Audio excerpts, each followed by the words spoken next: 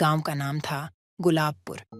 यह गांव अपने आप में बहुत ही शांतिपूर्ण था, लेकिन हाल ही में यहाँ की शांति में खलल पड़ गया था।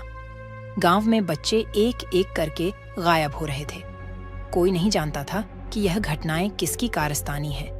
इसने पूरे गांव को डर और बेचैनी में डाल दिया था। सूरज ढलने के बाद गांव में सन्नाटा छा जाता था। बच्चे जल्दी से अपने घरों में लौट आते थे।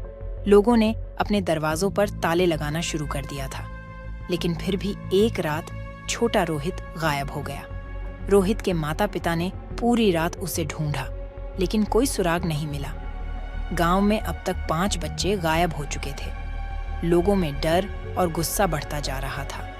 गांव के प्रधान ने पुलिस को सूचना दी। पुलिस ने आकर जांच शुरू की, लेकिन कोई ठोस सबूत नहीं मिला। इसी बीच गांव के बुजुर्गों ने यह कहना शुरू कर दिया कि यह किसी प्रेतात्मा की हरकत हो सकती है।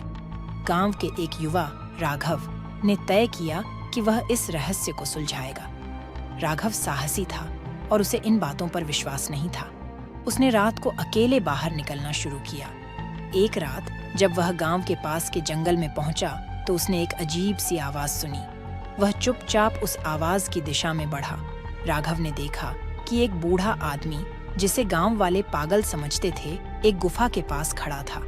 वह आदमी किसी मंत्र का जाप कर रहा था और उसकी आंखें चमक रही थीं।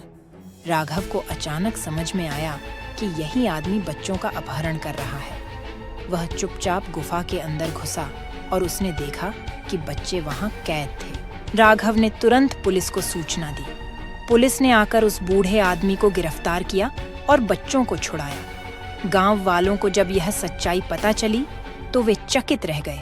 बूढ़े आदमी ने कबूल किया कि वह काले जादू की शक्ति प्राप्त करने के लिए बच्चों का बलिदान दे रहा था। गांव के लोग अब राहत की सांस ले रहे थे। बच्चे वापस अपने घरों में सुरक्षित थे। राघव को गांव का हीरो माना गया। गांव की शांति वापस लौट आई, लेकिन इस घटना ने लोगों को यह सिखाया कि कभी-कभी असली खलनायक वे होते हैं जिन्हें हम सबसे कमजोर समझते हैं। गुलाबपुर फिर से अपने पुराने दिनों की तरह शांतिपूर्ण हो गया, लेकिन इस घटना ने लोगों के दिलों में एक गहरी छाप छोड़ी, जिसे वे कभी नहीं भूल पाएंगे। दोस्तों, अगर कहानी पसंद आई हो तो लाइक और सब्सक्राइब करना न भूले।